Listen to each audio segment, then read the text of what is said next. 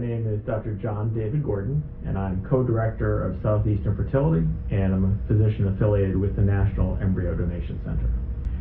So in terms of how I ended up doing what I do, I actually come from a medical family. So my grandfather was a general practitioner, my dad general surgeon, my brother general surgeon, my uncle academic endocrinologist. So I guess I was fated to be in medicine no matter what. And when I went to medical school, I didn't know what I was going to do. I thought I might actually go into pediatrics. I'd enjoyed working at camps and handling kids in the summertime as a camp counselor.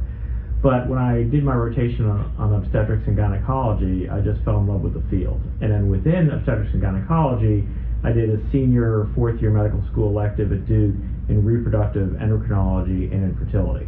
And just felt that that was just a wonderful field. I mean, in general, combining both clinical medicine as well as basic science and really helping people accomplish something that so many take for granted, the ability to actually conceive. And so as a disease of couples, to be able to work with a couple to help them achieve that goal seemed like a wonderful calling. And so after my residency in obstetrics and gynecology at Stanford, I went and did my fellowship in reproductive endocrinology and infertility at University of California, San Francisco. And there were very few people in the country trained specifically in infertility, so although there are many, many thousands of OBGYN physicians trained each year, there's basically less than 40, sometimes less than 30 reproductive endocrinology and infertility fellows in the country. So it's a very small number of people being trained in that specific field. And that field is dedicated to treatment of patients with reproductive disorders, and in vitro fertilization has become an increasingly large percentage of that field.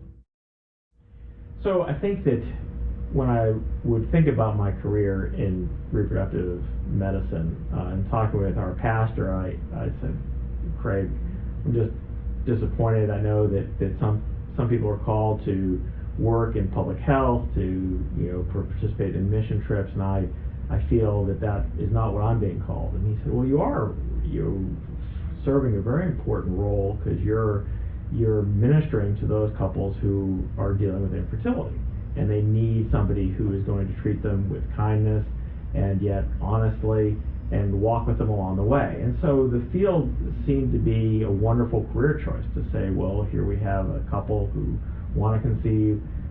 I've been blessed with God to have the opportunity to help them and just to bridge that gap then between what they are hoping to accomplish and to actually bring that to fruition. And so that really is a field to practice in, is a wonderful calling to help those couples achieve that goal. So first of all, in terms of how I ended up in this situation and associated with the NADC, so it's important to understand that here we have two organizations under the same roof. So we have Southeastern Fertility, which is the infertility practice. And then we have the National Embryo Donation Center, which is the Christian nonprofit that serves as the matching function to pair patients who are willing to relinquish their embryos with those patients who are willing to then accept and adopt these embryos. So we actually, in my role, I'm actually an affiliated physician with the NEDC, but we are not officially paid by the NEDC or sort of on the board of the NEDC. So the nonprofit exists to serve that function, whereas the fertility clinic serves to then help those patients who are matched through the work of the NEDC. So how I ended up here as opposed to where I was, so I was for 20 years in practice in suburban Washington, D.C. And IVF came on the scene in 1978 with the birth of Louise Brown. And in that situation, Dr. Steptoe Edwards helped the Browns. She had her fallopian tubes removed, so she had no tubes. And they watched the one egg that was growing, did a laparoscopic surgery just before the egg was released, got that egg, placed it in the dish with sperm, the egg fertilized, and 2 days later they put the embryo in the uterus, and 9 months later Louise Brown was born. And this was 1978. Worldwide news. In the summer of 1978, Time magazine ran 2 cover stories about IVF. There was actually in most of the world newspapers a little countdown box that counted down to the birth of Louise Brown. And when she was born, people said, well, that was interesting, but it probably would not catch on and become a big part of what we did to help patients conceive. The problem was it was hard. If you did a laparoscopic surgery and didn't get the egg, then you'd gone through general anesthesia and had a surgery and no egg. So pretty soon doctors started using fertility drugs to get extra eggs to grow. by the mid-'80s, the egg collections were performed under ultrasound guidance with the vaginal ultrasound wand. So now you could do the egg removal part in the office and not have to be under general anesthesia in the hospital. So that was a big step forward. But although we were now using mild fertility drugs, getting 2 to 5 eggs, there was a feeling, well, maybe more eggs would be better. So then the patient was placed on stronger drugs, sometimes getting 5, 10, 15, 20, 25 eggs. The problem was patients were viewing at that time there couldn't be such a thing as having too many eggs or too many embryos. But of course, there really is such a thing as having too many eggs and too many embryos. And the patients then were stuck with a situation where they were struggling with extra embryos. What do I do with my extra embryos? We've been trying so long, I couldn't imagine that I could have too many, but I do now, because I went through my IVF process, we fertilized 15 or 20 eggs, I had 8 or 10 embryos frozen, I put back 1 embryo and had a baby, I put back 1 embryo and had another baby. Our family is complete now, but I have 8 embryos left. What do I do with those embryos? And this is a theme that I would see played out over and over again in my practice in Washington. So it's hard to convince the patients to limit how many eggs were being fertilized, but then they were trapped into this issue of having the extra embryos. And what do I do with those? Do I discard those embryos? Do I keep them frozen in perpetuity? Do I use them myself, even though I really feel my family is complete? Do I relinquish them to another couple so that they could use those embryos in the form of prenatal adoption? And that's really where the work of the NDC comes in. So I felt that, having seen my patients struggle with this, I realized that this wasn't a good thing, that to put patients in the situation of creating the extra embryos and then struggle with what to do is difficult, and they just didn't see that when they started the process as being a problem that they would face. And here's the issue: even patients who are not people of faith, when they actually have success and they look at that little picture of the embryo that we give them, and they look at their child on the playground, and they look at that picture and they think there's 6 more in the freezer, they take on a very different perspective than when they started it and said, oh, if I have extra embryos, it's no problem, we'll just not use them. Now they can't. Now they have looked at their embryos as something very different than when they started the process. So to be able to come here and practice with Dr. Keenan, with Jeff, and work alongside him, and Jeff has always practiced in a very different way, setting up his program saying it's a no discard facility. No embryos will be thrown away. That we will really push patients to only fertilize as many eggs as embryos that they ultimately will choose to use. And that if they choose not to use their embryos, that those embryos would be then made available for other couples to adopt. And then to work with the nonprofit to allow patients to come from all over the country to adopt these embryos that have been placed in our care from other patients who are willing to relinquish their embryos. And that's wonderful work. So the parts of an IVF cycle are pretty consistent across the different forms of IVF that we pursue. So IVF literally means in vitro fertilization, in vitro meaning in glass. So in vitro fertilization, the egg and the sperm get together outside the body, and that's all IVF has that in common. So basically, when we look at a woman's reproductive cycle, a woman starts life with about 1 to 2 million eggs in her ovaries, and each of those eggs, through a process we don't really understand, has been time-stamped. So they are told, this group of eggs, when you get to June of 2021, this group of 15 or 20 eggs is going to be looking for the signal to grow. When those eggs wake up and look for that signal to grow, if a woman's pregnant or on the birth control pill, then there is no signal. So those eggs just basically undergo atresia. They just basically die and disintegrate. But if a woman's not pregnant and on the pill and is otherwise healthy, the brain sends a signal to the ovary saying grow those eggs. So that group of eggs starts to grow. After about a week, 1 egg has pulled ahead of the others. The others undergo atresia and they just die. But that 1 egg, sometimes on the right, sometimes on the left, is in a follicle, a fluid-filled sac that has hormone-producing cells, reaches a critical point in development after about 2 weeks. The brain sends a new signal to release the egg, and the egg is then ovulated. Fallopian tube catches the egg, the couple is intimate, sperm swim through the cervix, through the uterus, and meet the egg in the fallopian tube. Then the fertilized egg will arrive in the uterus about 5 days later. If a woman is not pregnant, 2 weeks after ovulation, the hormones drop, period starts, and the whole system starts again. So that's the normal reproductive cycle. 2 weeks to grow the egg, 2 weeks later, if you're not pregnant, you get a period. Now obviously some women do release more than 1 egg, and that's how we get fraternal twins. right? So we'll have 2 eggs that are being released. You can even have fraternal triplets, okay? But that's rare. So normally 1 egg is selected to grow. So when IVF started, we were just working with the 1 egg. That's natural cycle IVF, monitoring the 1 egg, go and remove the 1 egg, fertilize that 1 egg, but not in the fallopian tube. Actually take the egg out of the body, put the sperm and egg in the glass dish, keep it in the incubator, and then 2 days later, put the fertilized embryo back in the uterus. So bypassing the normal incubator, which is the fallopian tube. The problem is going after 1 egg isn't as efficient because you might not get that egg, the egg may not fertilize, it may not grow. So by using fertility drugs, what a doctor is doing is rescuing those extra eggs. Remember, we said there was a group of eggs that were available, sometimes 10 to 15 eggs. 1 is selected, but if you use fertility medications, you can rescue some of those extra eggs. So rather than just 1 egg getting to the finish line, multiple eggs getting to the finish line. Depending on the medication you use, you might get 2 to 5 eggs to get to the finish line. We call it mini IVF or minimal stimulation IVF. Or you can use strong fertility drugs to push all 15 or 20 of those eggs to the finish line. That's conventional IVF or stimulated IVF. The problem is, as soon as you have more embryos than you are comfortable placing back in the uterus, now you have to do something with those extra embryos. So the ability to freeze extra embryos pretty early on, in the mid-80s or so, was hit upon as a way to then prevent multiple pregnancies. So if you had 5 embryos, you want to put all 5 back, put back 2, freeze the other 3. But here's where we end up with the problem of the extra embryos in the country. So as patients would go through these cycles, if they had an excessive number of embryos, then they froze them, but then they never came back for them, what happens to those embryos? And that's where we think we don't really know, at least probably 1.5 million frozen embryos in the country, and it goes up by about 18% a year. Most of those are being held by couples who are actually wanting to perhaps come back and use them. That's a lot of embryos, and we don't really know the number. So how many embryos do we have here? We have several thousand embryos that have been donated by couples from around the country here, and we actually are short on storage, so we actually have to wait until storage opens up to receive more embryos, and eventually we might have the ability to bring more embryos in.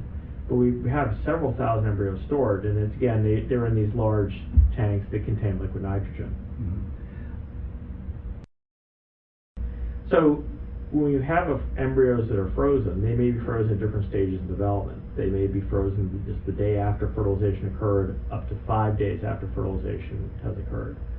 So when a couple wishes to adopt the embryos, there's 2 aspects to that. So the first is medical clearance. In other words, we have been called to be good stewards of the embryos that have been given to our care by the relinquishing couples. So we have to make sure that the couple who is accepting the embryos, there's no reason medically that they wouldn't have a good chance for a healthy outcome. So they come in, we interview them, we take a medical history, we do some basic tests to make sure that things are normal, that as best we can tell, this couple should have a good chance of success. Then what we have to do is we have to match her cycle to the stage where the embryos were frozen. So what we do is we actually use hormones, either birth control pills, or possibly a medicine called Lupron, which will prevent her from growing her own egg. And then we have to build up the lining of the uterus with estrogen pills or patches or shots. And then several days before the embryo transfer, we start progesterone, progestation, for pregnancy.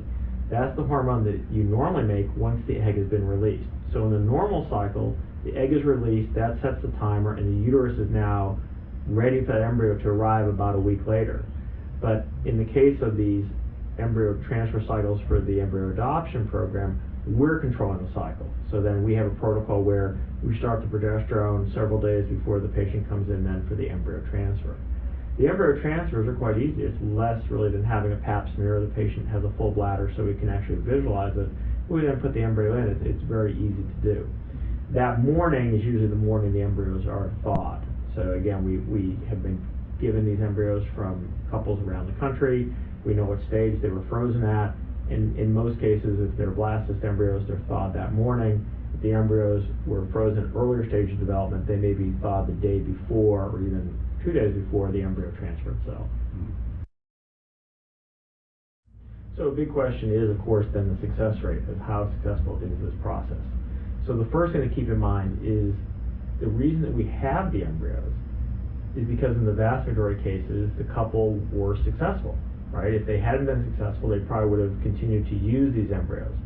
So these embryos are from already a very high probability of success treatment cycle because they came from a treatment cycle that had resulted in the birth of children. So when we look at success rates, in general in the country, a success rate of 40 to 50% is considered to be quite good. And we are routinely above that in terms of success rate per embryo transfer. One of the problems is, of course, the multiple pregnancy rate. And we're all trying to reduce the multiple pregnancy rate. And the problem is for some couples, of course, they're traveling from distances. Sometimes the embryos are frozen together as a pair. So it's difficult sometimes to put back a single embryo, which would be ideal if we could always put in a single embryo and have a single baby, because the problem really tends to be the ones of prematurity associated with the twins.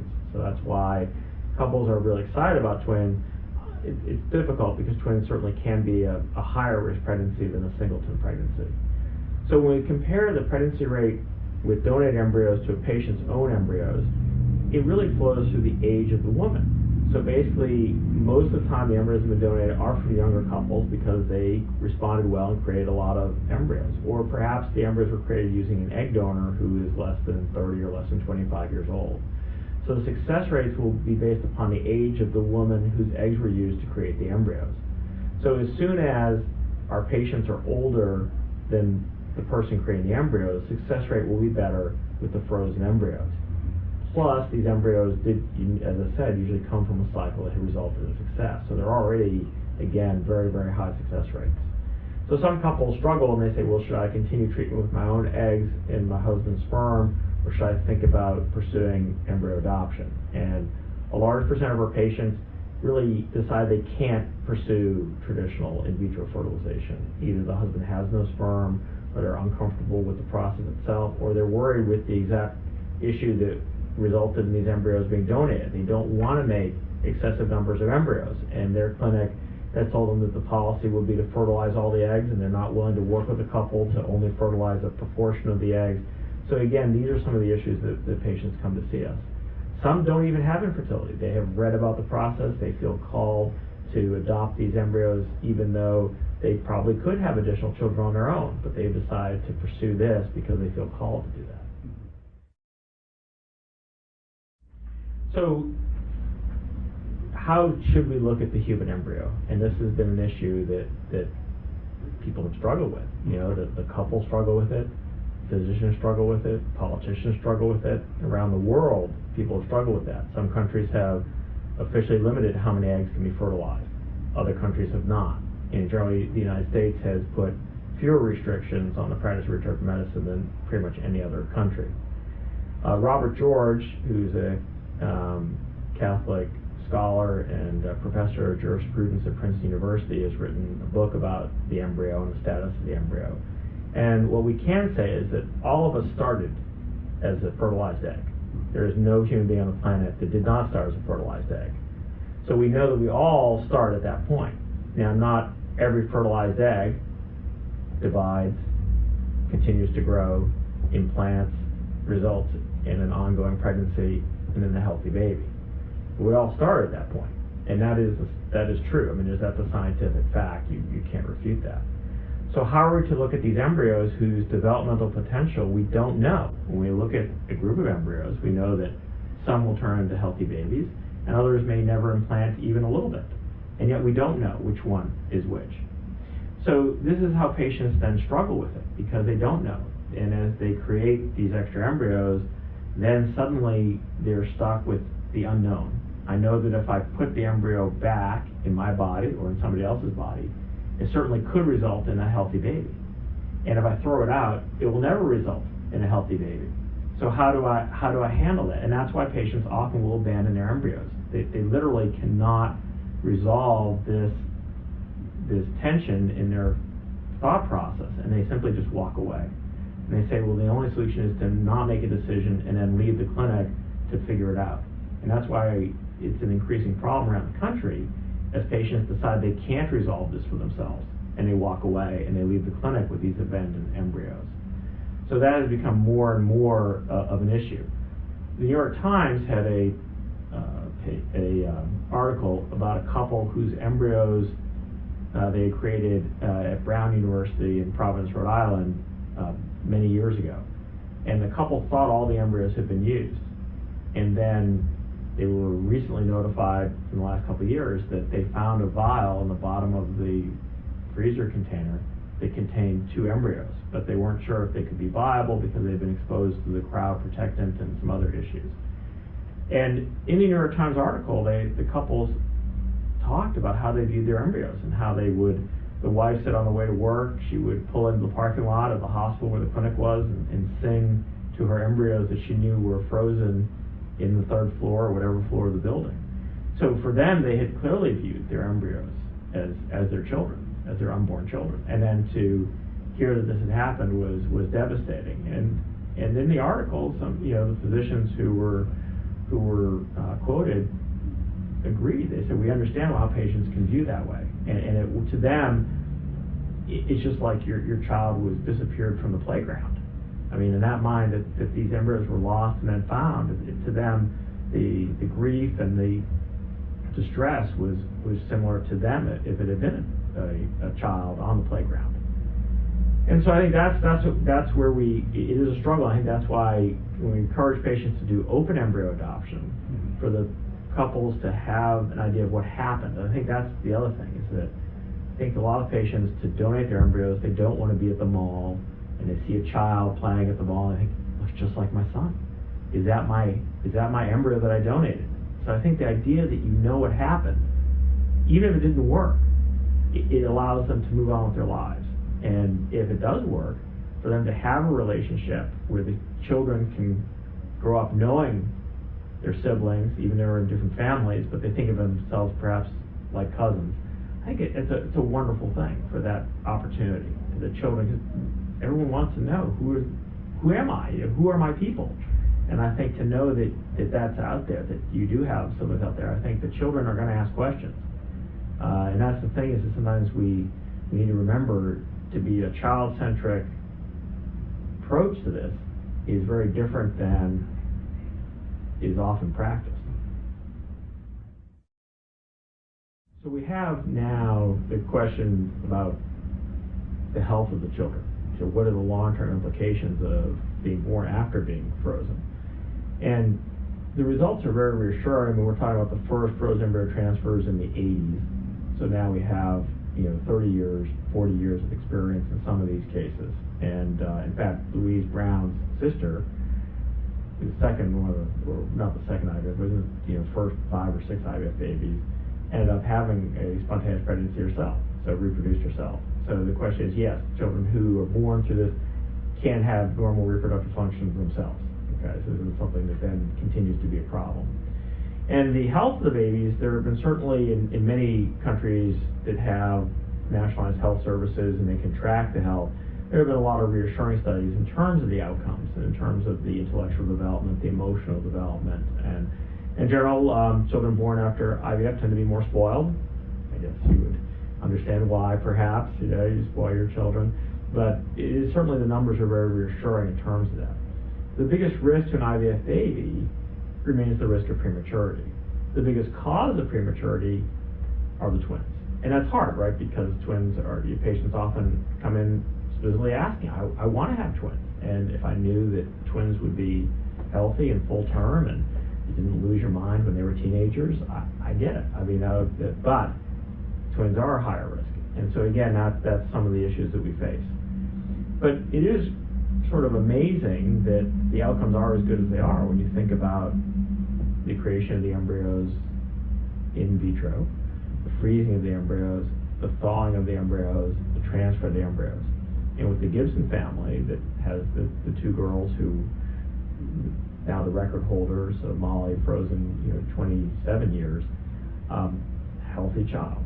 And it did change sort of a lot of people's perspective, because sometimes patients would say, well, the embryo's been frozen for 5 years, is probably no good anymore, or the child would be born and have problems. 27 years frozen, healthy baby, makes you reassess that. So I guess what I'd say is that there have been a lot of studies tracking it, and everything seems to be quite reassuring in terms of those issues that people have looked at. So how do couples choose the embryos that they are pursuing adoption of? And I think it's important that this not turn into embryo supermarket, okay, where patients are just feeling like they're pushing a cart down the aisle, I'm going to take that or I'm going to take this. We want you to think of it as an adoption, and therefore we want to think, what are the couples that you want to work with, even if it's anonymous, who are these people that you're adopting these embryos from? Because your lives are linked. I mean, even if it's a closed or anonymous, there's nothing really anonymous. Ultimately, through 23andMe, Ancestry.com, these relationships are going to come to light. We've seen that so many times in articles around the country about people finding out that Uncle Bob's not my uncle. Uncle Bob's actually my father. My father wasn't my genetic father because Dad had no sperm. I mean, so all these things start to come to light. So we want to encourage patients to look at that, to look at the families who created these embryos saying, yes, then I'm going to be matched to those embryos. Usually people will start with race. They'll say, well, we're Caucasian, or we're not, we're a mixed race, or we're Hispanic.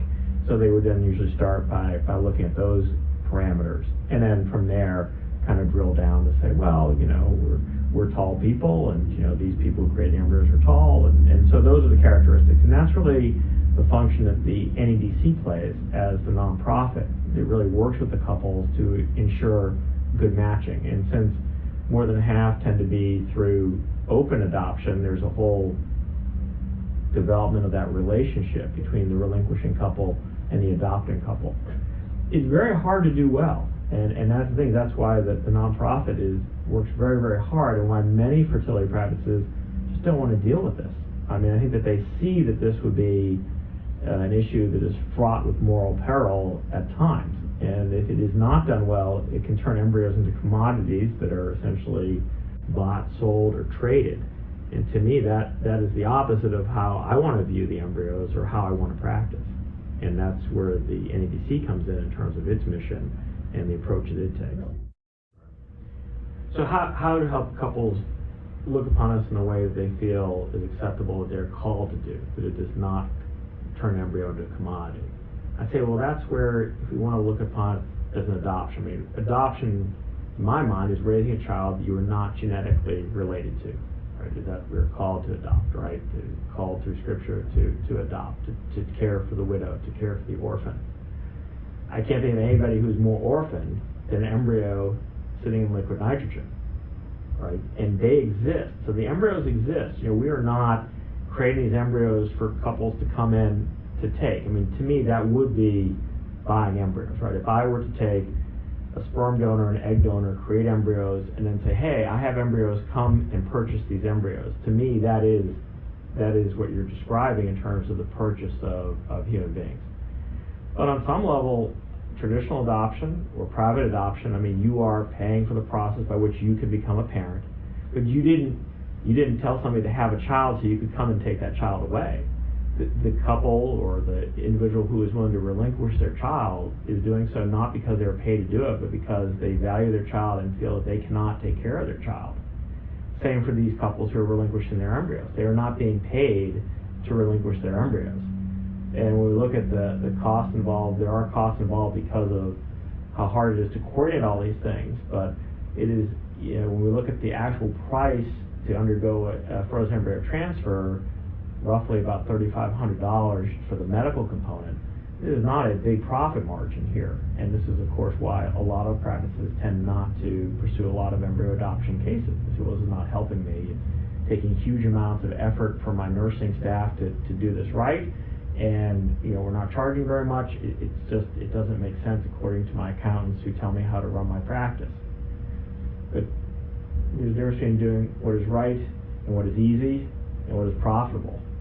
And I think that Jeff has always practiced in a way that is to do things, to do it as the way it is right.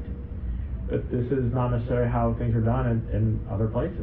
And I know that that's part of it. So I guess I would say to these couples, the embryos existed. The couples created the embryos not because they had a plan that they were going to somehow give them up so that somebody could charge for the right to adopt their embryos.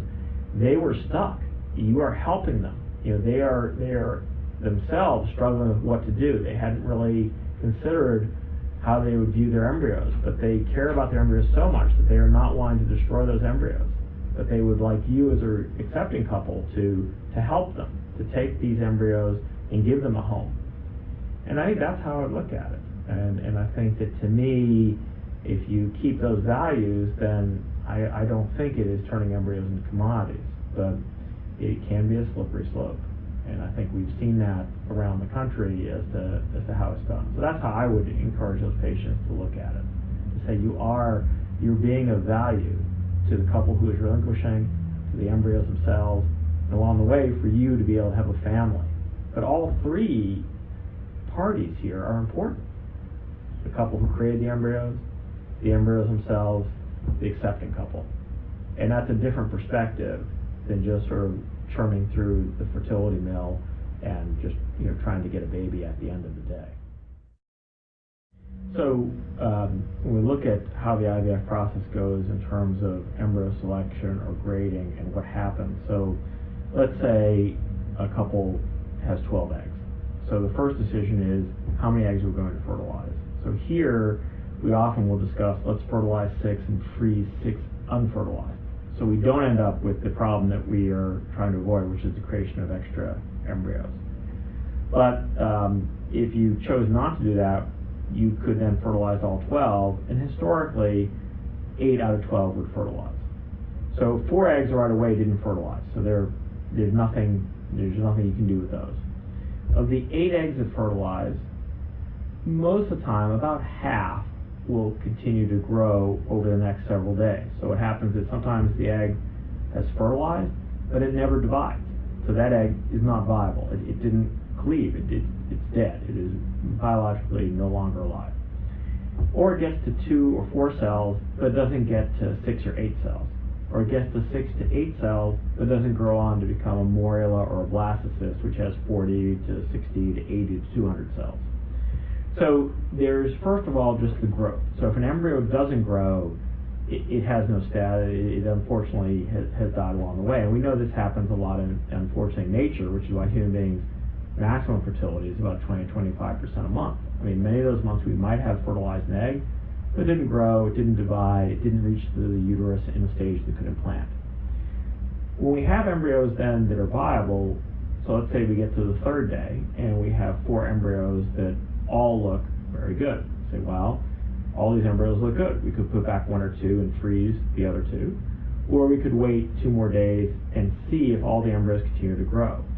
We have gotten very good at growing those embryos in the lab culture, so I don't think necessarily that any embryo that on day 3 looks good will not grow to day 5 just because we left it out of the body.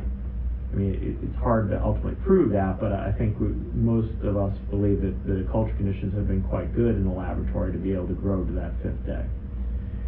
So when we get to that point on day 3, we might say, well, here are 2 embryos that are very high grade, and here are 2 other embryos that are lower grade. Let's go ahead and transfer the 2 that are high grade and either freeze the 2 that are lower grade, or let them grow for 2 more days to see if they really are viable, because not all embryos will continue to grow from day 3 to day 5. When the embryos are frozen, they are assigned a grade. Now the thing is that recently I had a patient with a triplet pregnancy where the grade on one of them was much lower, really felt that the risk of triplets was very, very small. It wasn't 0, and all 3 were okay. So the only thing we can say about the grade is that if you don't put an embryo in, it will not ever implant or result in a baby. But even embryos that are lower grade may have the ability to generate a pregnancy, which is why here as a no discard facility, if that embryo is viable, it's either going back in the patient or it's being frozen for future use. So we're very strict about that in terms of how we grade those embryos. Again, if you turn it into an embryo supermarket and patients say, well, I'm going down the aisle, I'm only going to take embryos that got the top grade and the other embryos I don't want, that's a mistake, because the top grade embryos may or may not implant, they may or may not turn a healthy baby, and some of the embryos that are lower grade can certainly generate a healthy baby. So again, it creates these issues, and that's why if you create all these eggs, fertilizing only some of them and freezing the unfertilized eggs for future use avoids a lot of problems. And so I would encourage patients who are going through IVF and if doing stimulated IVF to give that careful consideration. Why are we fertilizing every egg? And what would we do if we ended up with too many embryos? I mean, the best thing would be for patients not to be in a situation where they feel they had to relinquish their embryos in the first place, to have not created them. But that seems unlikely to happen. So I think we're always going to have this issue along the way. So when we look at the no discard policy that we have, this means that a viable embryo cannot be just thawed and discarded. It can't be donated for medical research, which would be destructive. It can't be donated for other types of research. So the only thing that embryo can be used for is to have a child. So if the couple decides that their family is complete, then they must allow us to then put that embryo up for adoption. So basically, the embryo could be adopted. And that's the idea. So in other words, that we want you to think twice, because you say, well, I don't know if I feel really comfortable about an embryo turning into a child who's out there. I'd say, well, then that's why we need to think about how many eggs we're fertilizing, right? I mean, the smartest way to go about IVF is to only fertilize as many eggs as embryos you're willing to use. And that may translate to how many children you're willing to have. Now, a 41-year-old patient, because so many of her eggs will not necessarily be viable or result in healthy embryos, she clearly be a little bit more liberal with how many eggs get fertilized. But for the other patients, the young patients, very, very careful. How many eggs do we want to fertilize? How many are we willing to do? And the problem is we can't predict. We could have somebody with 6 eggs that end up with 6 embryos, unlikely. We have somebody who has 26 eggs and ends up with only 1 good embryo. So there is some element of unknown when we start a cycle. But if we don't take this into consideration, then we will find ourselves where we don't want to be, the patients with these extra embryos. So when we say no discard, that's the aspect of it. So in other words, an embryo that has the potential to result in a healthy birth, we are not going to be discarding those embryos. And this is true. I think the state of Louisiana has a law saying also that embryos cannot be discarded. So what would research on embryos entail, and why do we not do it here? I mean, there might be different research products. One thing you mentioned was stem cell research, right? There was interest saying, well, maybe the stem cells that you could harvest from a frozen human embryo could be used to create stem cell lines that could treat various diseases. And that there was a big discussion as to whether the federal government should fund research that would be destructive to that embryo that would then allow embryonic stem cell lines to be created. And that was during the Bush administration. There was the president had convened a council on bioethics to discuss that, and that's where some of the restrictions came into play. And that's also where the Snowflake embryo adoption program sort of got a lot of news because they were brought to the White House, and children who had been born from frozen embryos to say these are not nothing. I mean, these are something that could result in the birth of a healthy baby. They are not just biologic waste or discarded tissue that has no potential. So here, if you said, well, if it wasn't stem cell research, what other things could people donate to? You say, well, there might be clinics who are saying, well, we are interested in the genetics of the human embryo, and we're going to check to say, we're going to take a human embryo and we're going to actually check the genetics of each of the cells in an embryo to see, is the embryo made up of all normal cells or a mixture of normal and abnormal? But all these things have in common that embryo is not being used for somebody to have a child. Right, they are destructive, right? And you say, well, there is good that could come from that research, but that results in the destruction of an embryo that could have turned into a baby. So that's the rub. And so just if you say, well, I look upon the embryo as the only thing in the universe that has the potential to turn into a human being, I would agree with you. And therefore, is that owed a different level of respect than anything else in the universe? And our view here is that it should have special respect and it should be treated with that. And that's why creating them without carefully considering what we are doing leads to all these problems. And that's what we would want the responsible practice of reproductive medicine to be careful about how we end up with this issue. And for some couples, they know that the research would be destructive. And even though in their minds they think, well, some good could come of some sort of research, whether it was help patients conceive by learning more about the embryo or through stem cell research or other things, that they still have to weigh the fact that that embryo is destroyed in the process. And for many of them, they can't make that decision. So as much as they don't want to use it themselves, they don't want somebody else to use it to have a child, they similarly can't destroy it or donate it to a use that would cause the destruction. They simply walk away. They just abandon it. They refuse to make a decision. So their decision is, I'm not going to make a decision. And so around the country, many clinics are left with these abandoned embryos. What do we do with those?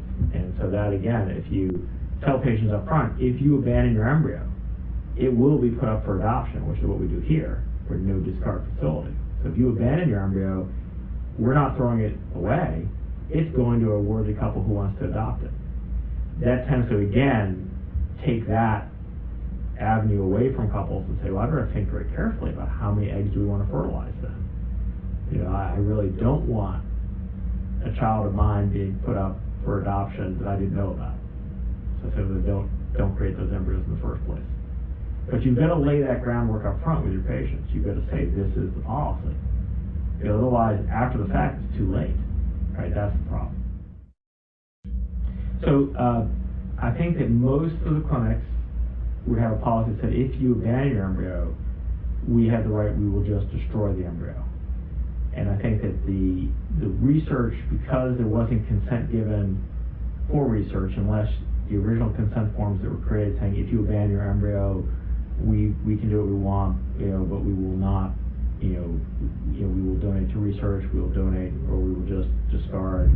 But ours don't say that. Our consent say, if you abandon your embryo, it's going to another couple. That's very different. We don't say that we can choose between destroy scientific research or another couple. We say, going to another couple. So I think that the problem is that most clinics are very leery about doing anything with the frozen embryos that are abandoned. A couple comes back and says, we were missionaries in East Timor, and you did what to our embryos? And we don't have the internet in East Timor. We didn't know that this was happening to our embryos. So most clinics are very loath to destroy the embryos, even if couples have abandoned them, because they're worried about the implications about did we do everything possible to contact those people? I mean, these days it's pretty easy to contact people, you would think, internet, email, phone calls, grocery mail. But still, most clinics are still a little bit leery, loath, not, it might be for ethical reasons, but also just for medical legal reasons to destroy embryos. Well, I think, again, that because we're addressing it up front with our patients, and they're aware of our position on it, I think that most of them feel comfortable with our approach. And again, Jeff historically here at this clinic has a very low rate of abandonment of embryos, and similarly a very low rate of patients keeping their embryos frozen for prolonged periods of time, because they up front have been forced to really consider, what are we doing in this process? I mean, you get so focused, understandably, as a patient, of the goal of having a child, that you kind of can't even consider the collateral damage that could occur along the way as you create too many embryos, because you never thought that there could be such a thing as creating too many embryos. You read on the internet, this person had 18 eggs and only 1 embryo.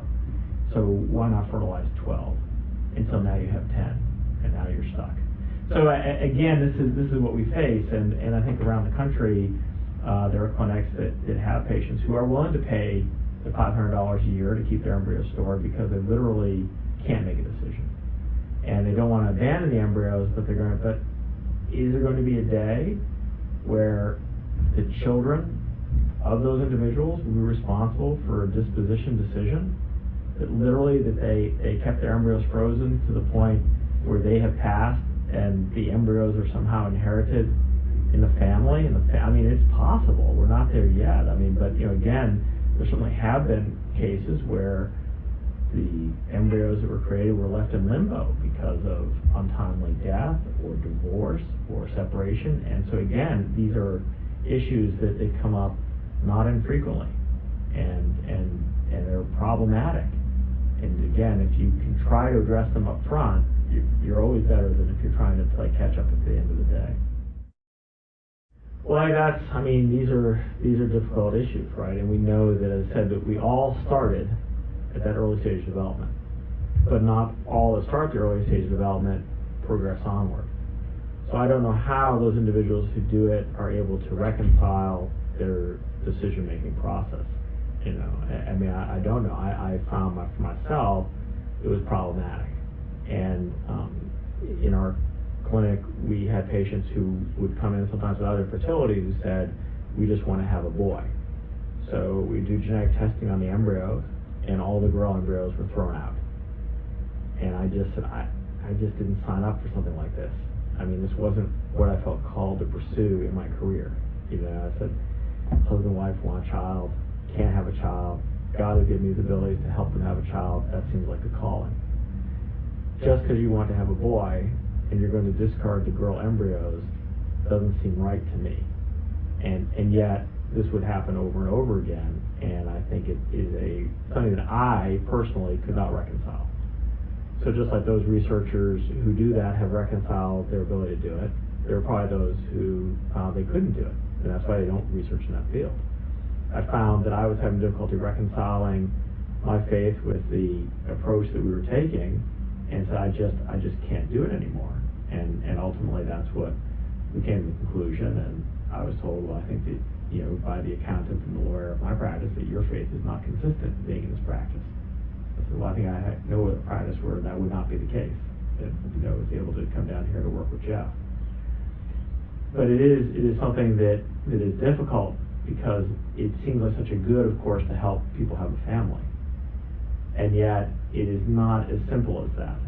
And I think that, again, we have not done as good a job as we should have in counseling patients accordingly, to say, here are some of the drawbacks, and here are some of the issues. Whereas to work with the embryo adoption program seems to me like a wonderfully good thing. The needs of the relinquishing couple who want their embryos placed in families to have a chance to come to fruition, and they feel that was a life-affirming decision. The couple who's willing to accept these embryos, who feel called to adopt, because again, we've said this is adoption, right? You are raising a child not related to you. That is, to me, adoption. The fact that you get to carry the child before birth is a bonus, but still adoption, right? You still have to be willing to accept that this child does not come from egg and sperm. And for the good of those embryos that are in limbo, to allow them a chance. To me, that's a great calling. Over the years, I had patients who struggled with the idea of their extra embryos. I remember one patient who I did the embryo transfer. She said, I'm just so glad that's over, Dr. Gordon. I said, because you have a full bladder and you need to go to the bathroom? She said, no, over. That was our last embryo. We're done. If it works, I'm good with that. If it doesn't work, I'm good with that too. But we're done. We have fulfilled our obligation to the embryos we created. That was really powerful to me, to hear a patient lament that. It probably would have been okay with the family they have, but they really felt called to come back to give every embryo a chance. But she was just so relieved that was it for them. That their responsibility to the embryos they created had ended. Whether it ends happily or not, they had fulfilled their obligation. That, to me, is that we need to think about how we practice, because the patients, when they start the process, they don't necessarily think that they would deal with that struggle. And we should know better, because we know that that's the case. And we know that people change their mind looking at that picture, thinking about their child on the playground, thinking about the embryos in the freezer. It all changes. It all changes once they have that child.